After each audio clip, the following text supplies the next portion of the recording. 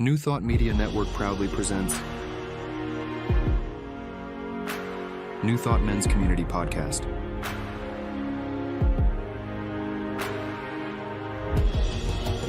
Mondays at 2 p.m. Mountain Time. With your host, Eamon Duffy.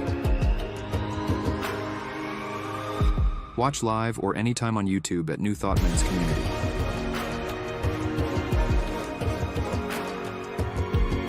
Join Eamon Duffy and his guests as they explore what it is to be a spiritual man today.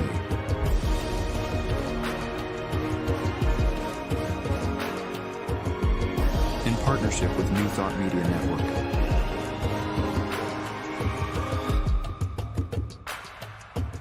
New Thought Men's Community, empowering wholeness, centered in spiritual living.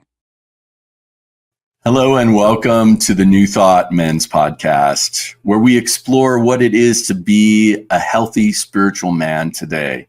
I'm Eamon. It's great to have you with us.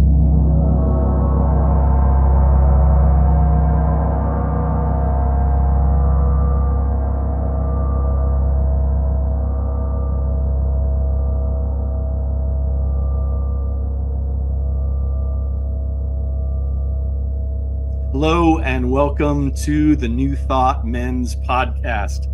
I'm Eamon and I am today's guest.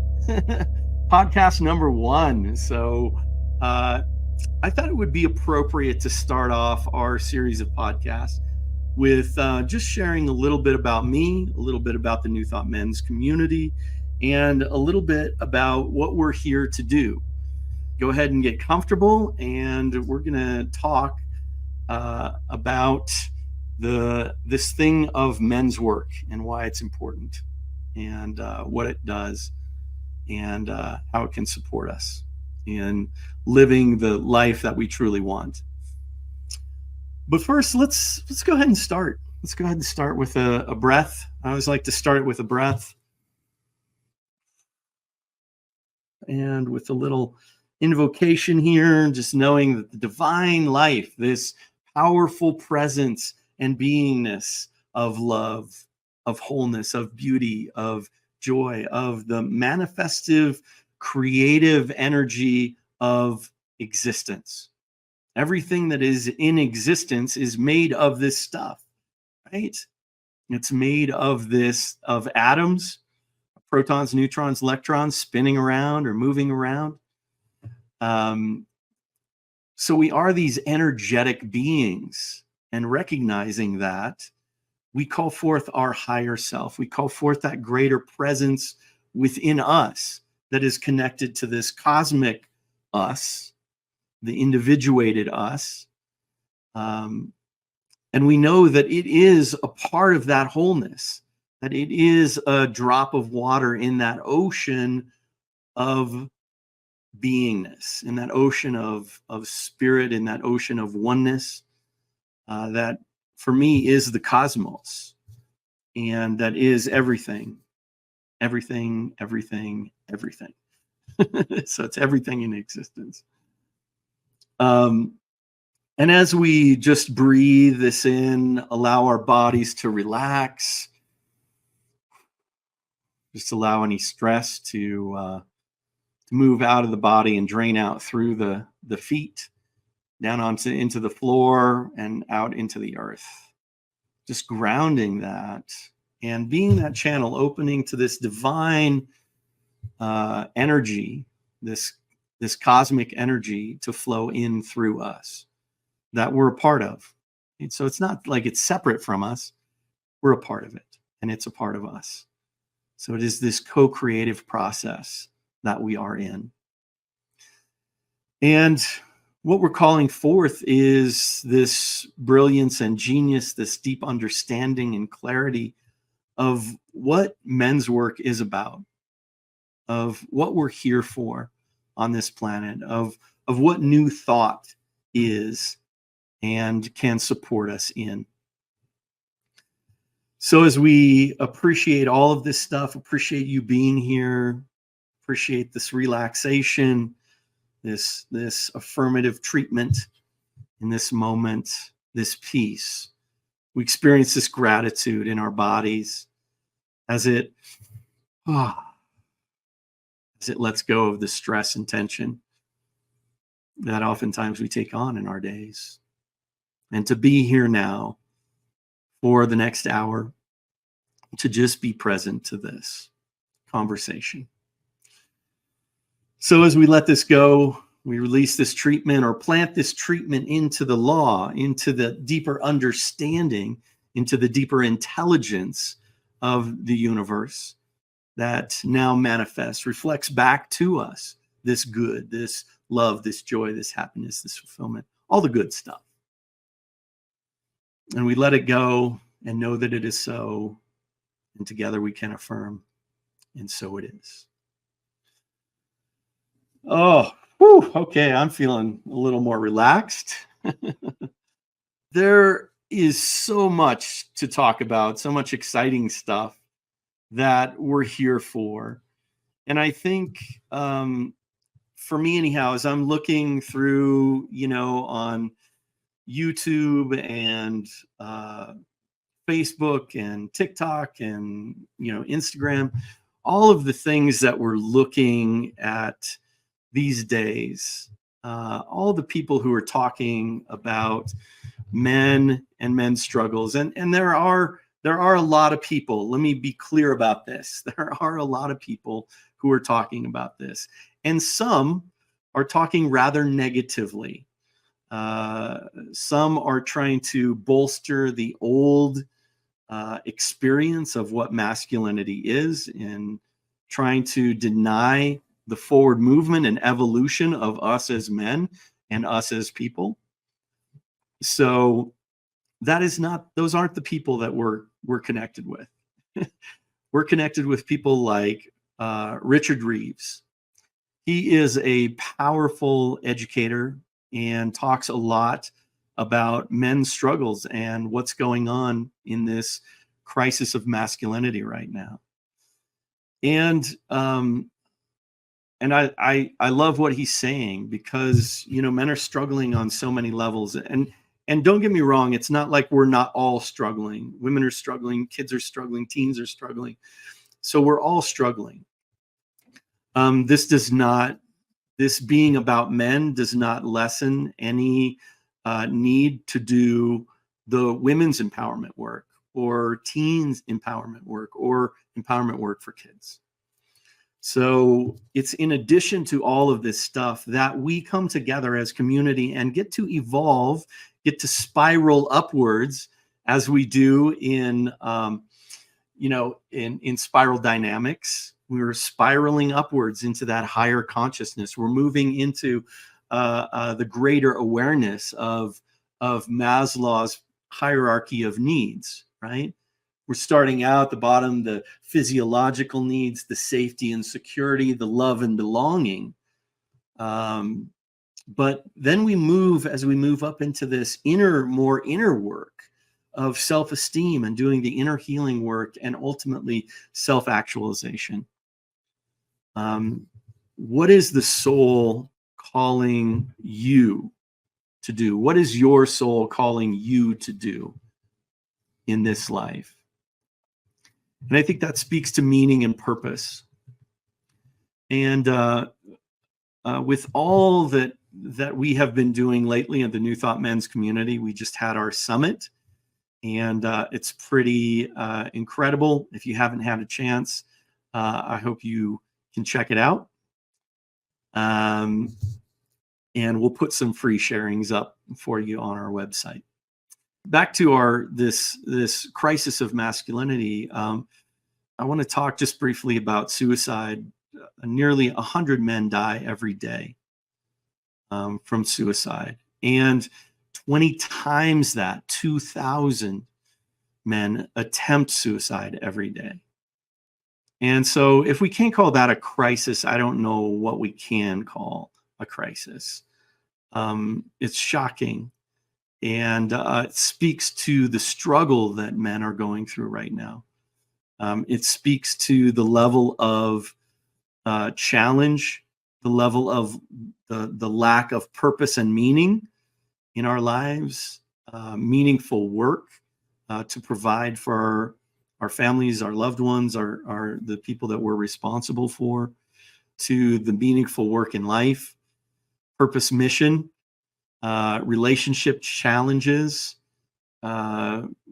religious betrayals, the rise of technology, and our evolution to coexist with that, the environmental climate crisis, the political divisiveness, social and societal changes, and economic inequality, loneliness epidemic. There's just so many things that are going on for us as a people on this planet Earth. And so, one of the things that I think for myself, anyhow, that has helped is to be able to have a group of individuals, in my case, a men's group, that has supported me for most of my adult life, 25 years. And I quite frankly can't imagine, I can't imagine my life today without this new thought philosophy, and men's work, and these groups of men who have supported me in becoming the best version of myself that I can be. So let's dive a little deeper into it. I think for us as men, and we're really,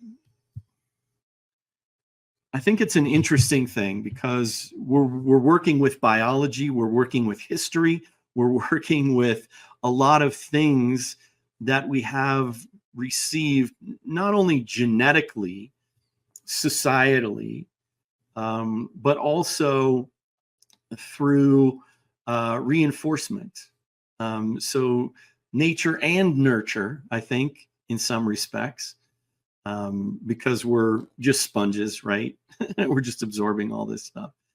And so to look at what masculinity teaches us, what has society taught us about masculinity?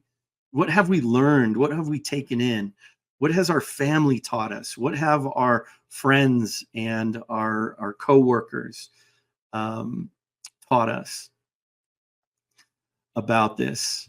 And I think for me, when I look, it's called, for us in men's work, the lone wolf syndrome. And it's all about this idea of sustainability. You got to be the man. You got to be the dude who's making it happen, who's taking care of it, who's taking care of everyone, who's providing, who's, all of these roles that we have taken on, we've chosen to take on, and created identity around it. Definitely societal identity around masculinity. So we look at this and we're like, this is not working. This is not working. Men are truly challenged these days because on the one hand, we're asked to be emotionally mature, right? We're asked to be in touch with our feelings, be in touch with what's going on internally. And yet every aspect of growing up for us is about don't cry, don't express your emotions, don't, men don't do that, or even boys don't do that, right? Boys don't cry. How sad is that we're learning that at age 2 or 4, 6 or 8? Like, if you don't have it before you go to preschool, that you're not supposed to cry, or at least back in my day, then you'll get picked on, you'll get teased, you'll get bullied, until you conform, right? Until you conform. And I love what the modern young people are doing these days. And in just looking at what millennials, Gen Z, and Alpha coming up here are going to be working with, they have really started to break down those barriers, and they have really chosen and are saying, hey, look, these aren't working. I am a holistic human being. I have emotions, feelings, I have thoughts, I have a body, I have, a spirit, a soul, this thing that lives on beyond this physical beingness. And how can I express myself authentically? That's where the gold is, in my opinion. That's where the absolute gold is for us to be able to express this, our authenticity. When we drop the facades, and they really are facades, they may be facades that have been there for a long time, so they feel like the mask or like our face, but really it's just the mask, right? As we drop all of that, we step into a place of deeper self-acceptance. We step into a place of choosing and wanting to do the deep inner work that we're called to do as human beings. And we're really working on that. That's where the gold is. That's absolutely where the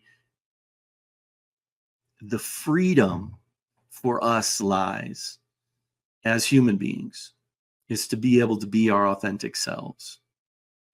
And so as we step into this greater knowingness and understanding, this greater acceptance of ourselves, and I don't know about you, but I have some voices in my head that are not so helpful. They can be a little judgy. The critic is one voice that's in there. The judge is another voice that's in there.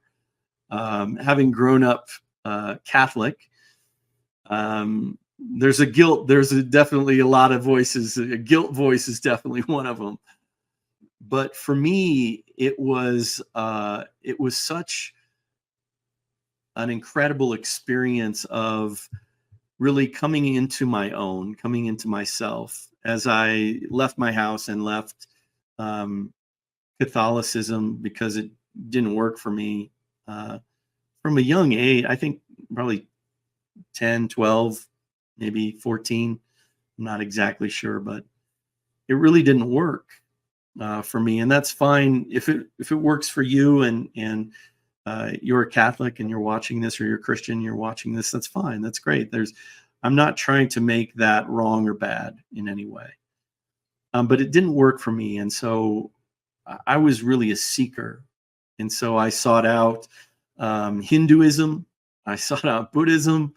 I sought out a lot of the Eastern philosophies, as well as some Native American practices, sweat lodge and vision fasts and sun dances, and really sought that thing that was going to work for me, as if there was this one thing that was going to fit the mold. Well, I'm a bit of a rebel, so I have a hard time just sticking with one thing. Also, you should know about me, I am a neurodiverse person. I can get very creative with letters and numbers. They call it dyslexia, but I call it just being creative with letters and numbers. My nonconformist. What can I say?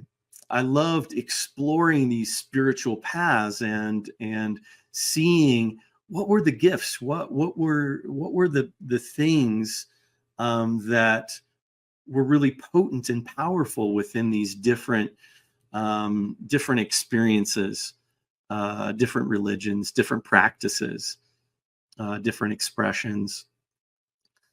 And so for me, it took me a while, and actually I was in a poetry group, and someone said, "Oh, you're such a mystical poet." And I was like, "Oh, cool. What's that?" What does that mean? And so they told me about the New Thought spiritual philosophy. They invited me to go to Mile High Church here in Lakewood, Colorado. And I said, church? No, thank you. Eventually I did go. And it was like nothing I had ever experienced before. This philosophy really shows up very tangibly in our New Thought communities, in our centers for spiritual living, in our unity centers, in our divine science centers, in our Universal Foundation for Better Living centers, in all these independent centers that are all under this New Thought umbrella. And how powerful, how beautiful it was to find a place where I'm like, oh, wow, I can be who I am. I get to be my sensitive and empathic and kind and generous self. And that's actually encouraged, supported. And also I get to be my human self. I get to have my challenges. I get to have my anger. I get to have my fear and my judgments and all of that stuff. And that really, it's all a part of this human expression. That we may have this human experience. I mean, we do have this human experience, and then also all that comes with that human experience. And then paradoxically, we are these spiritual beings too, or these divine beings. Use whatever phrase works for you. And the truth is we see it as a separation, like this, or I'm either human or I'm spiritual. But the reality is that we are both. That we are not or. That we are these human beings having human experiences, having to drive on freeways and stand in line and work jobs and take care of people and enjoy this life as best as we can. And also there is this spiritual part of us that is seeking some deeper understanding through this life, by having and experiencing this life, by having and experiencing our family of origin and our friends and our community and the things, the woundings, of which my core wounding is what I already have told you is having dyslexia and going through the school system was traumatic for me, for sure. And 1 out of every 5 people has a learning challenge. So 1 out of every 5 people is not being served by the way school is being taught. And I'm sure it's gotten better in recent years, but it's still not there.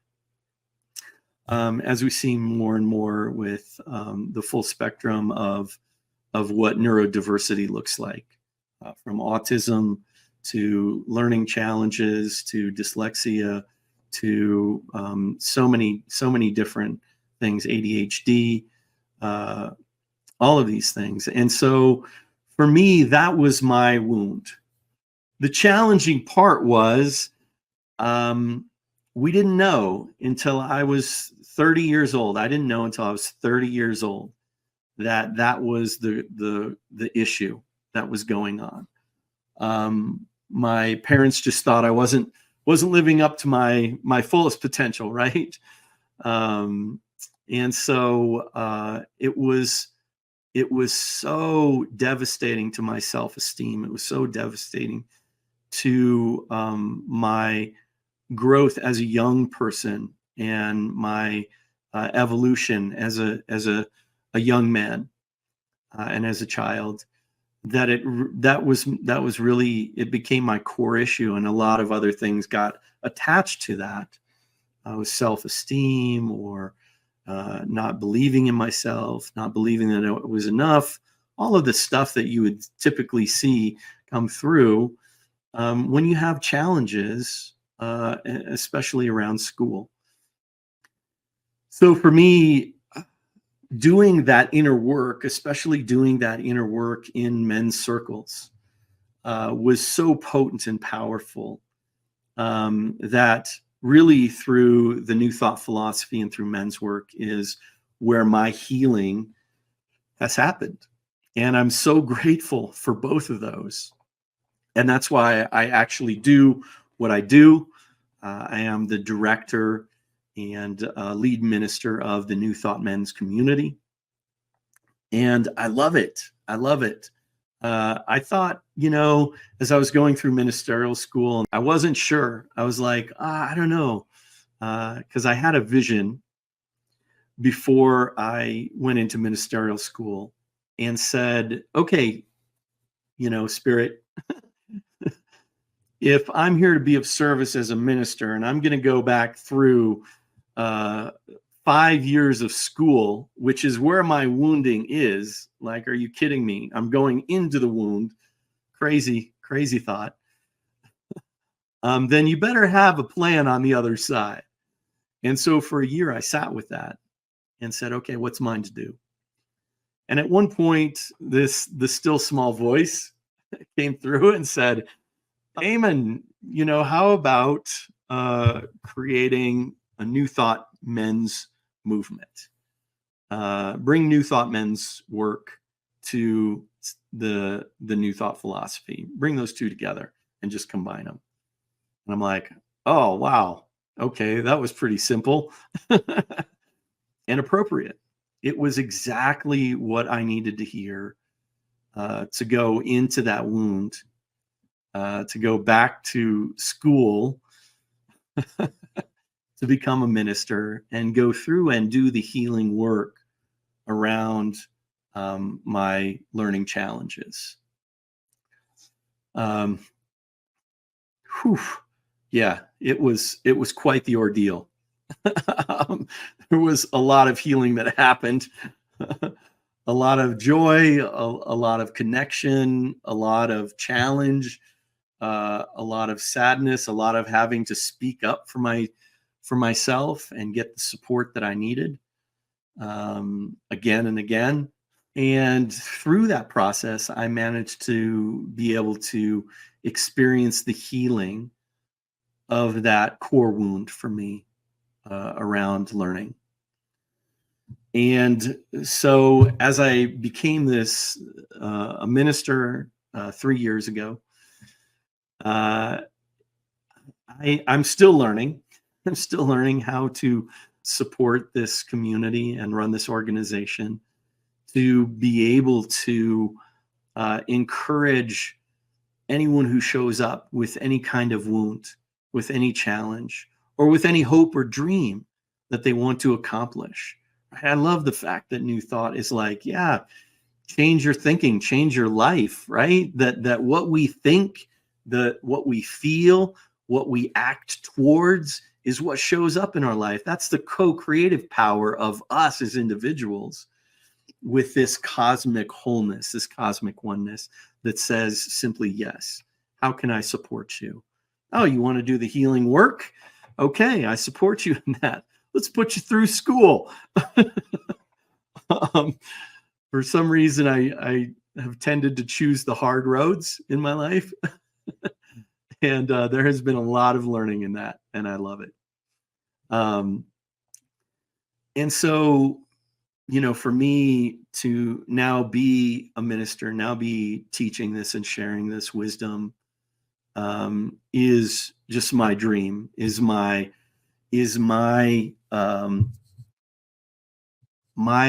brilliance, my genius, my luminosity that shines forth through this community, and inviting so many others to come and be a part of that, who already are a part of that, and I know more will come, to do this inner healing work, because it frees us. It allows us, it brings us into more wholeness. It brings us into more appreciation of the good and acceptance of the good in our lives. That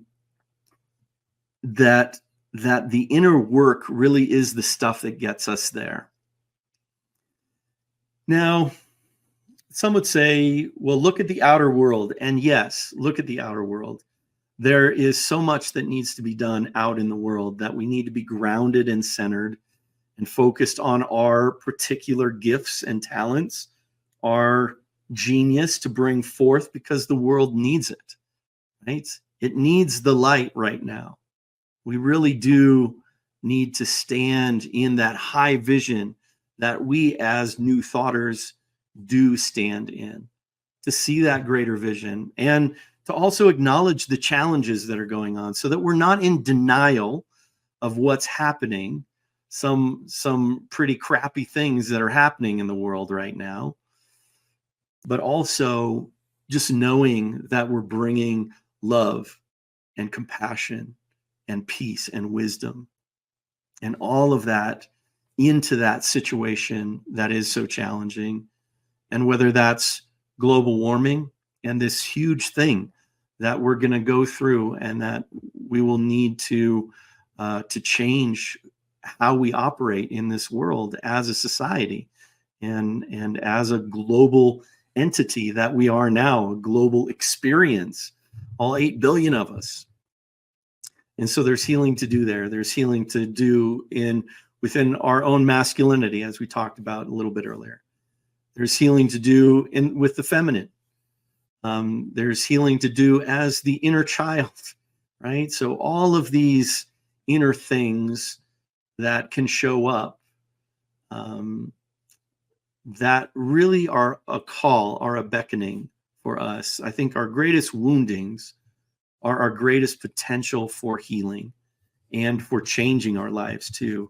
And so that's why we do this inner work. That's why we get together in circle, in council, and we sit and we talk, we share our reality, we share our experience.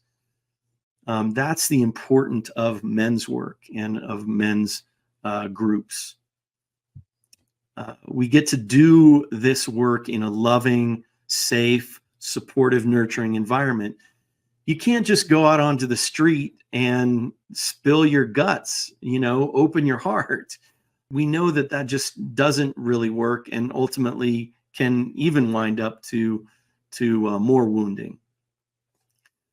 So by choosing being in a conscious group of men who are holding this higher vision of healing and blessing, of knowing that you are this divine being that's unfolding, and there's wisdom in there to be gleaned, that is the truth that we recognize and that we see and that we want to be part of, encouraging, supporting, uplifting, nurturing, and inspiring men, women, everyone to do.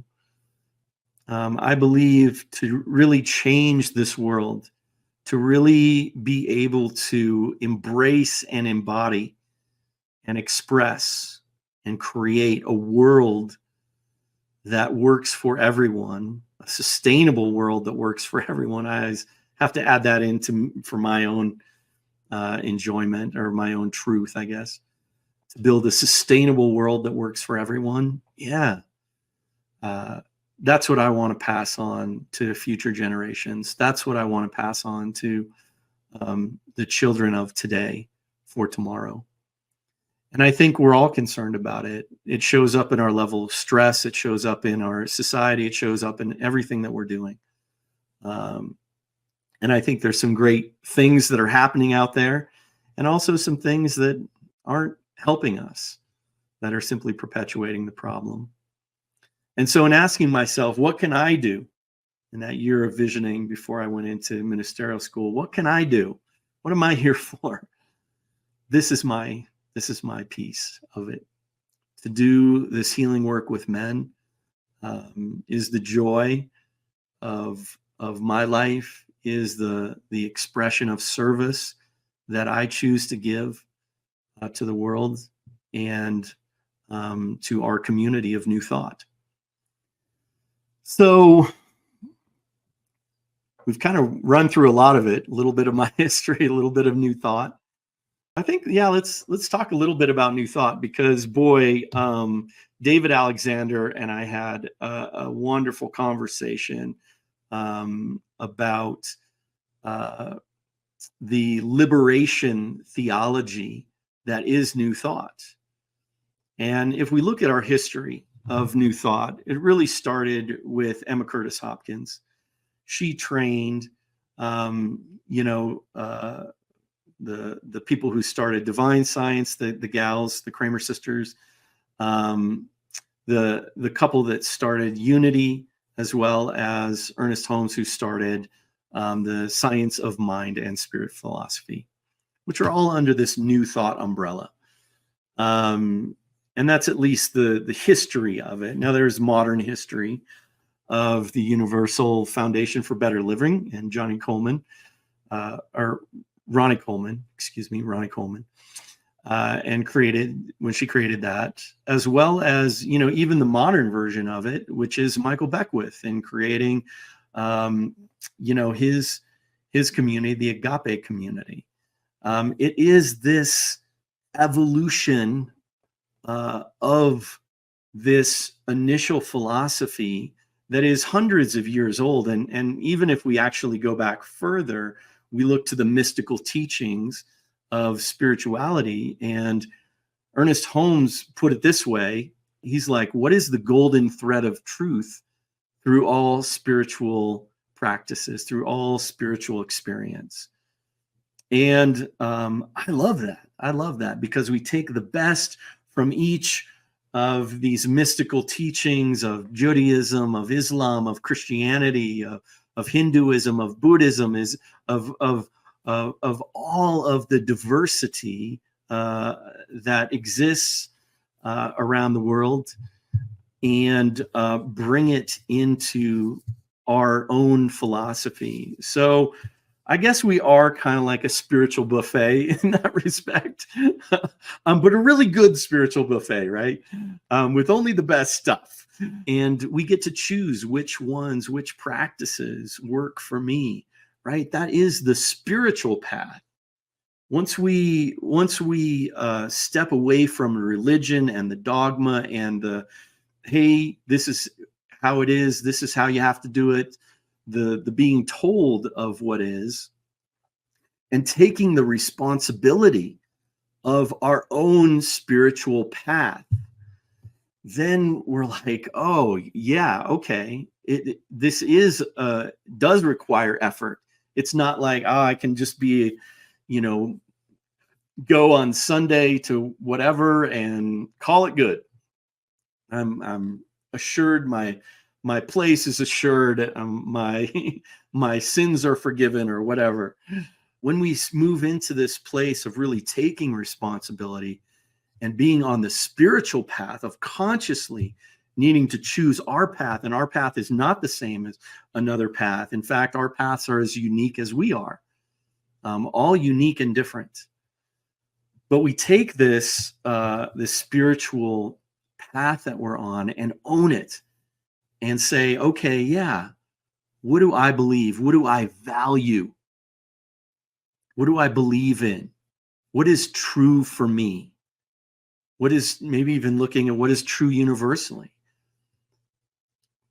But then moving into a place of, okay, if I am this individuated spirit from this wholeness and oneness, I am a unique and creative expression, paradoxically, while still a part of this oneness and wholeness, then what am I here for? What is my meaning? What is my purpose and meaning in life as a spiritual being? And for me, and everybody has to answer this for themselves, but for me, it's to do the inner work, to heal the things that have traumatized us or been of pain to us, to heal those parts and aspects of ourselves, whether it's from, you know, pre-birth, whether it's from, you know, your parents, whether siblings, or, you know, students, teachers, whoever, people in our offices, etc., etc. All the things that influence us, society, all the things that influence us. And we take that and we do the healing work to really realign ourselves with that divinity within.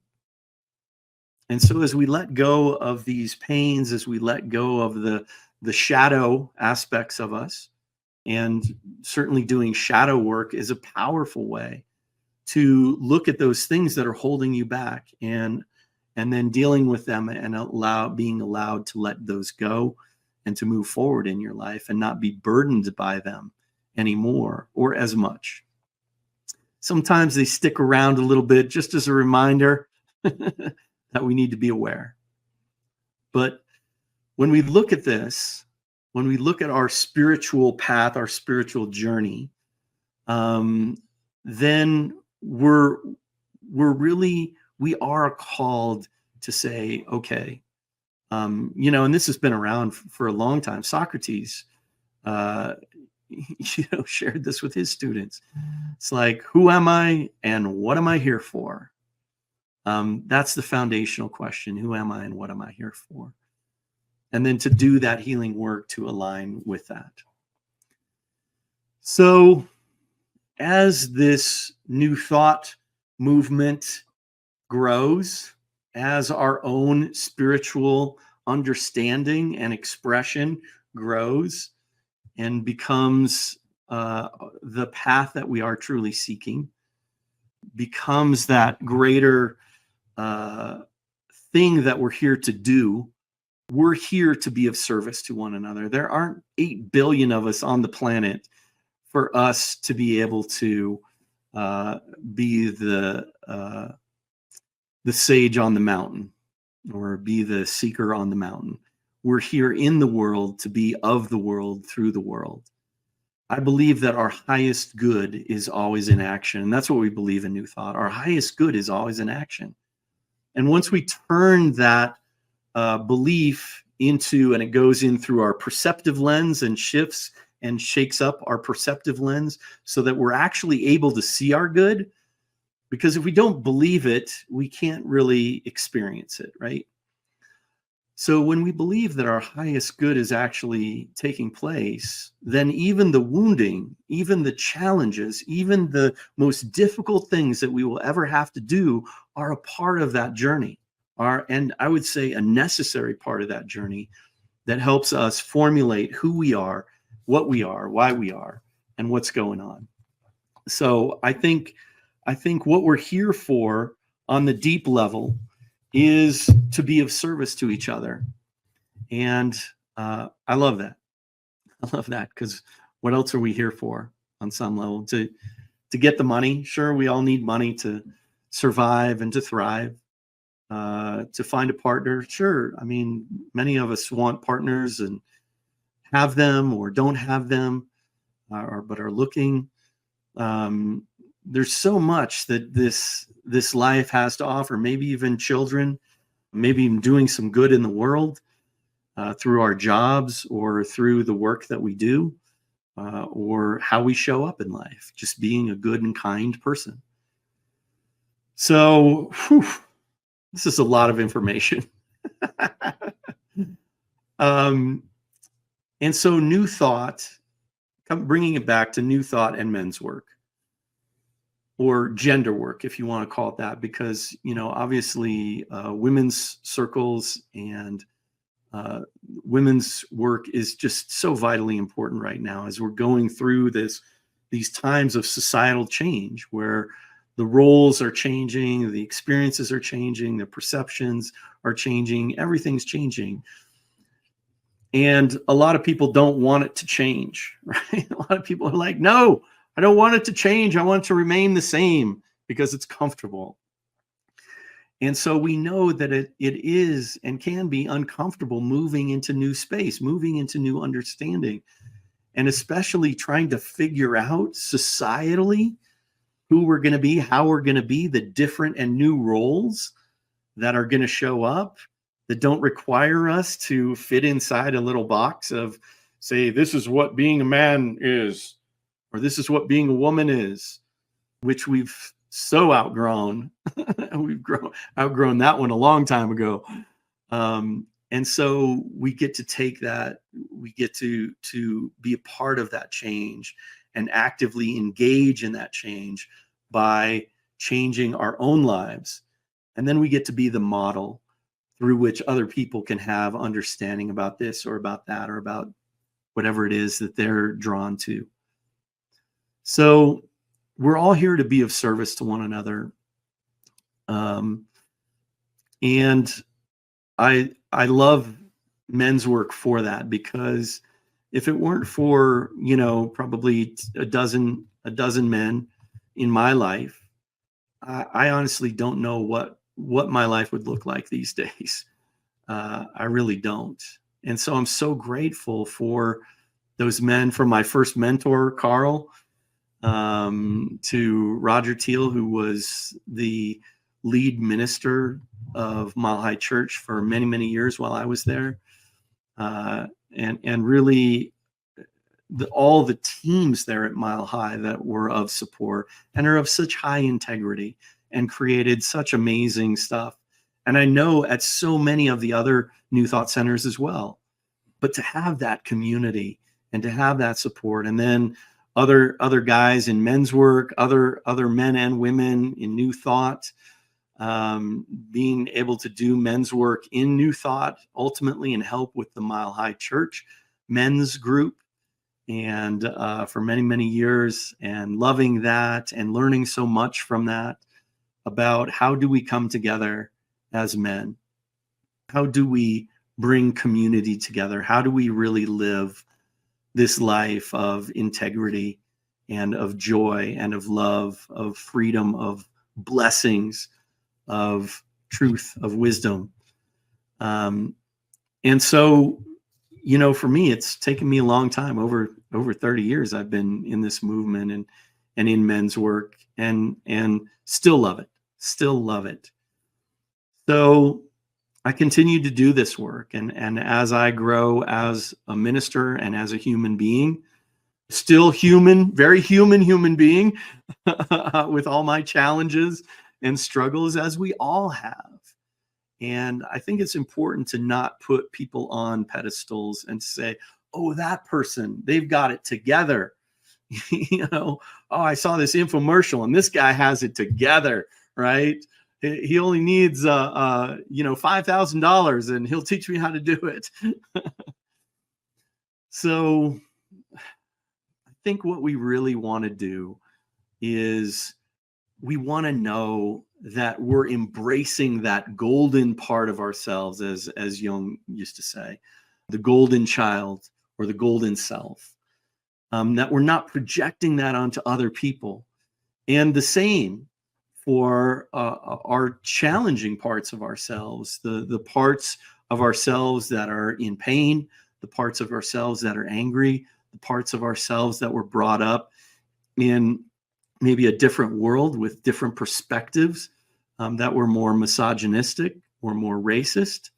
Those are the true ability for us to heal. Those are the true places in which we can go to do that deep healing work, to truly build, and that's the building process, a sustainable world that works for all. And for us in New Thought, there is this thing that, like, we believe that we are one and we are all connected, and that we are spirit. We are spiritual beings. It's called panentheism. I don't know that I want to be, put into some label, especially not as a group of people, but overall, I think that one helps describe spirit is everything, everywhere. It is in, through, and as all things, and therefore it is in, through, and as all of us. And we are the outpicturing, the growth edge of this divine beingness, right? So we're put here on earth to be the growth edge of the divine expression, to experience uniquely through our own unique and individuated experience of life. So what we're here for is to be a part of this community, or what I'm here for, and maybe hopefully what you're here for is to be a part of this New Thought community, because I believe it is the thing that will ultimately provide the support for us to evolve into this next iteration of what we are, as human beings and as spiritual beings, as energetic beings, as light beings, as self-aware human beings, where we recognize that the good that we put into the world is the good that we get back. The pain or the anger or the hate that we put into the world is what we get back. And right now we're seeing a lot of men, and young men especially, being manipulated into that hate movement, into that movement of hate and anger and blame, of it's these people, it's this group, it's them, the them, and blaming instead of saying, yes, for us in our philosophy and New Thought, I see you. I see you as a spiritual being. You are 100% spirit. There is, you can't be any less or any more. No one is 99% spirit. There's that 1% that I wanted to hit, but I didn't quite make it. No, ridiculous. Or even 101%. We look at people like maybe the Dalai Lama or the Pope or somebody, and it's like, oh, they, or the spiritual leader that is of our community, oh, they must be 101% or 110%. They're so amazing. We want to own that. No, the Dalai Lama is 100% spiritual, just like everybody else. Even though he's an honored and beautiful elder, and leads the Tibetan, Buddhist movement, we recognize that we are all spirit, that we are 100%, and that we can't be any less and we can't be any more. So therefore, the idea that we're not equal in whatever way, because of the color of our skin, because of our gender, because of the money, because of the job we work, because of our sexual preference or gender preference, ridiculous. We're all 100% spirit. And I would even say that that's the necessary part of what we're expressing, right? That we get to be our unique and individual experience, our authentic self. And so bringing that back around, that's what we seek to do in men's groups, is to get down to the crux of it, to do the inner healing work, and to find that authentic self that we know is in there, that we know we've experienced, and to be that more and more and more, and experience the fear and the pain and the judgment less and less. So I think I've talked a little bit about myself, and so hopefully you know me a little better. I laugh a lot also, just warning. I like to enjoy life, and laughter is a huge part of that, and is a huge part of our ministry as well. And that joy of being together and being in community with like-minded people, oh, that's joy for me. That's pure joy.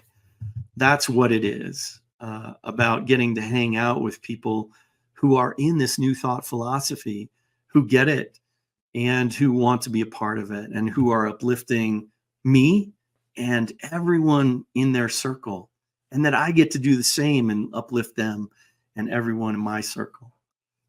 So this is the blessing of community. And I think when we look at kind of these quasi-community, Facebook is a great example, oh, yes, you're a part of a community and all is good. Well, I think the algorithm is about selling us things and manipulating us. And that's not true community. True community is about authentically helping you express who you are, genuinely and fully.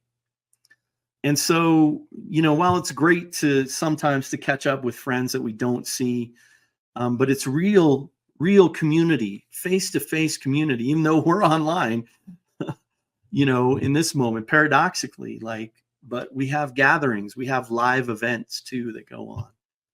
And if you want to be a part of that and have that, but we also get to be a part of this more genuine community and be our authentic selves, and to show up and to be a part of that.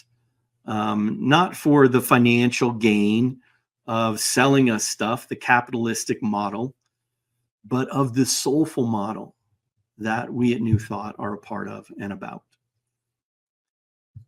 So I hope, that clarifies who we are as the New Thought Men's community, who I am as Reverend Eamon, and what we're here to do, which is uplift and support and nurture this good in the world.